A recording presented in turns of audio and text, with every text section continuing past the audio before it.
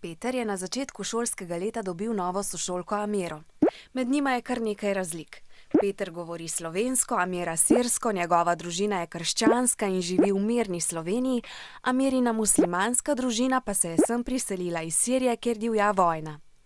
Petru in Amiri je bilo zaradi vsega tega sprva neprijetno.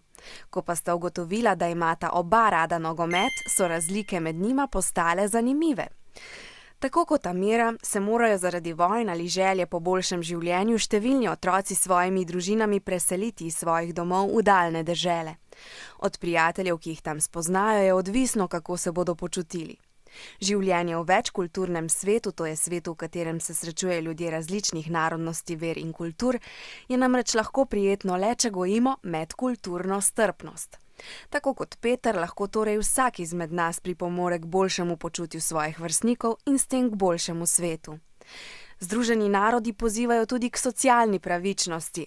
To pomeni, da si prizadevamo za enakost in pravičnost med ljudmi, ne glede na spol, starost, raso, narodnost, vero in kulturo. Tako se na primer Peter bori, da so njegovi prijatelji prijazni do Amire, čeprav je edino dekle v njihovi nogometni ekipi. Torej, ljudje vsega sveta smo povezani med seboj in naša dejanja vplivajo na življenje drugih ljudi. Da bo naš svet varnejši in pravičnejši, si moramo prizadevati za medkulturno strpnost in pravičnost.